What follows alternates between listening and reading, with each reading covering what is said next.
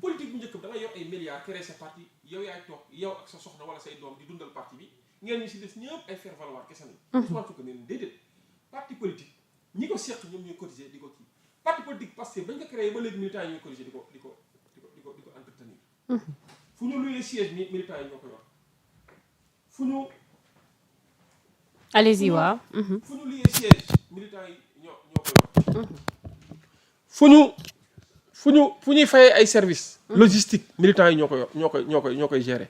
ci loolu lañ mus a nekk ci loolu lañ mus a dox. gis nga ni sax meeting des fois sax dañ koy organiser ne entrée payante. nga gis militants yi ñëw ñii mën a may fay 1000 francs ba 1 million wala illimité nga gis ay nit xataraayu jaay seen lépp pour ñëw dundal parti bi nga dégg ñu leen la bokk naa campagne bokk naa def nañ ko fi. bokk naa bi lan la ñuy jural ñoom amassé des centaines de millions pour pouvoir battre campagne pour la Yewwi Askan Wi. loolu laa gëm parce que sinon loolu lan lay indi boo ko defulee xam nga lu muy indi ay nit jóge fële xamoo fu xaalis bi jóge ci bitim réew wala feneen ak feneen. gis nga fi ay financement soupçon de financement du terrorisme. ñëw di la jàppale pour boo jëlee pouvoir après mu ñëw taxaw takk sa baat sa baat bi wala sa put gi buum pour après di la diri fu mu neex ñun nag doxewuñ noonu dañ ni parti bi dafa am amam bi koy dundal Ousmane Sonko rappelé que mooy ñu fexe ba principe ak fondamentaux yi nga xam ne moom lañ ko sampee ak principe yi nga xam ne moom lañ jox sénégalais yi projet bi ñu leen jaay ñu fexe bañ ñoo des si loolu. te leneen bañ ñoo këf li nga xam ne nag mooy état.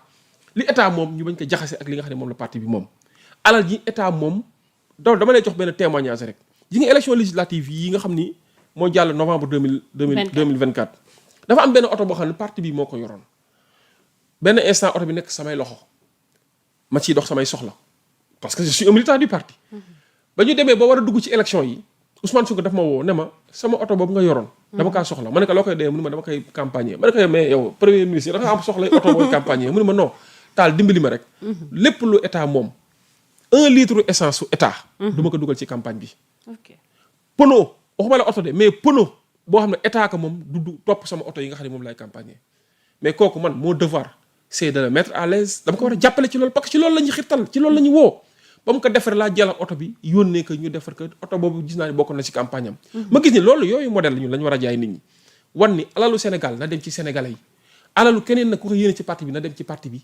bi muy dox ci li nga xam ne moom la adhérents yi parce que la loi de 81 sur les partis politiques moo ko wax parti li mu war a dundee mooy adhérents yi membres yi ni ñu koy cotiser mooy les subsides ñu fexe ba mu dundal parti bi financement extérieur la ñuy bañ ak financement boo xamante ne ni un non sénégalais la yoonam nekkoon ci parti politique ni muy doxee mu ñëw di ko financer loolu tam mën a indi ay jeexi jaax ëllëg loolu moo tax ma ni la c'est une bonne nouvelle d'avoir un parti si démocratique xale yi nag ñoo am seen choix ne amul kenn ku koy concurrencer parce que gis naa fi benn candidat Moustapha Mbacké gis naa ni depuis sànq ba tey xale yaa ngi koy sànni xeer. waaw le fait que mu déposé candidature. waaw mais xale yi tamit bi nga sànni xeer et puis ma posé question boobu mooy ñu bëri ñu ngi doon wax ne peut-être suñu sukkandikoo ci seen texte parti.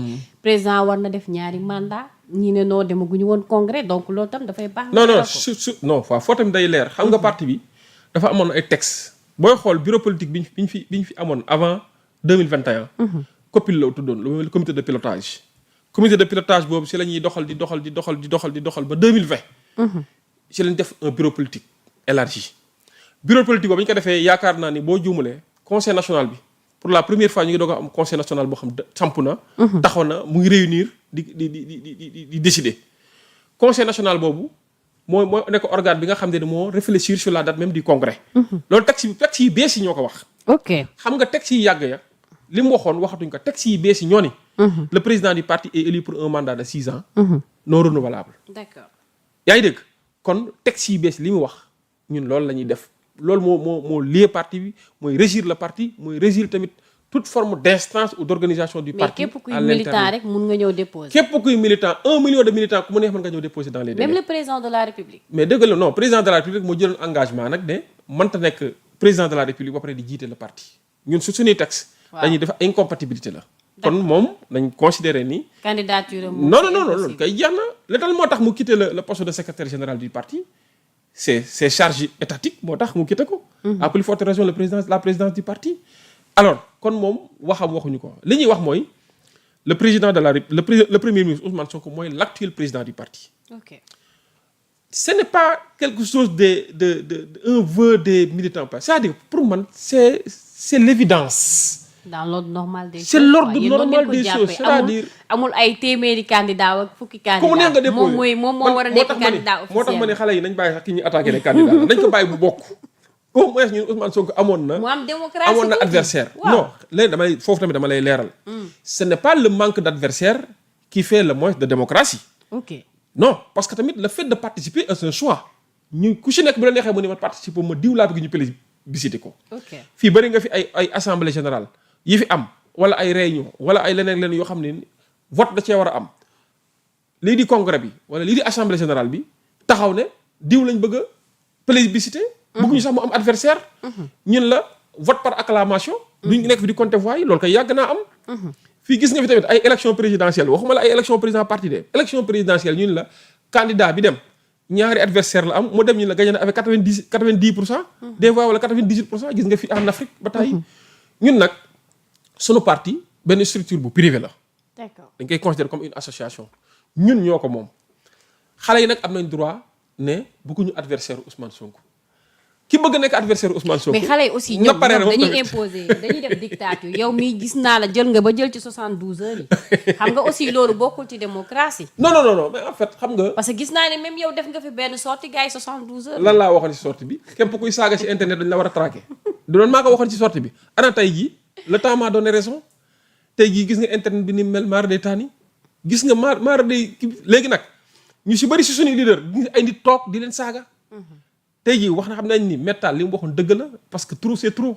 L'internet ne doit pas être une occasion d'insulter d'injurier d'invectiver les gens mais de véhiculer des messages de partager des idées pour man réseaux sociaux loolu ko taxoon a jóg mais loo fi gis rek am na un revers surtout mbirum science ak technologie am na benn revers côté boo xam c'est un côté incontrôlable boo xam ne mënoo kaa contenir tamit mais yooyu tamit c'est le jeu de la démocratie y a pas de souci mais ñun tiituñu loolu man tiituñu ay attaques personnelles ak yooyu bu fekkee teg nga ko ci ay principe teg nga ko ci idée teg nga ko ci débat programmatique teg nga ko ci intérêt général loolu amuñu ci problème mais ay mbirum personnel xam nga jëlu coowu jàmbur exemple bu ndaw fan yii passé yaa ngi fi dégg benn coow ñu laa la diw xarit Ousmane Sonko la de wala nga jël coowam ana yoonu Ousmane Sonko ci loolu ana yoonu Ousmane Sonko ci diw xaritam la toppee nañ ko nangam danga may permettre sax ñu duggaale ci parce que moom ci boppam tey ba biñ ko placé sous mandat de dépôt moom Ndiaga Seck wax na ni le président Ousmane Sonko ignorait mon orientation sexuelle.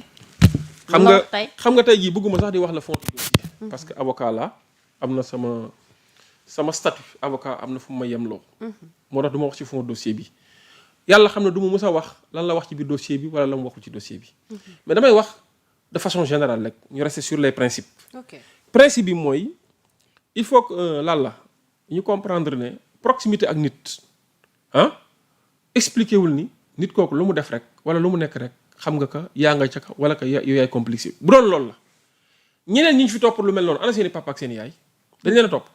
non kan moo la gën a proche yow sa papa ak sa yaay kan moo la gën a proche sa rak ak sa mag. tey jii nit rey na nit ñu dem jàpp est-ce que dañoo jàpp papaam ak yaayam. nit jiñ nañ ko trafiquant de drogue est-ce que dañoo dem jàpp papaam ak yaayam wala jàpp ay xaritam. nit jiñ nañ ko fi comme li ngay tudd léegi. mbirum góor borom ñaari tur yi. est-ce que dañoo dem jiñ jàpp seen i xarit wala ñoo dem jàpp seen i rakk wala seen papa ak seen yaay il faut qu'on arrête. am na loo xam vie privée doomu aadama bi la. te fii box jee fi bari rek ñii wër di wax ñëpp bu yàlla ñëwoon xaawi seen sutura wax ne leen lii la ñuy dund bëccëg ñëpp gis ko. ñu bari simi seen yëre si ñoom. mais pour wax la rek nit ki bul ko topp ci ay vie privée am loolu suñu borom maintenant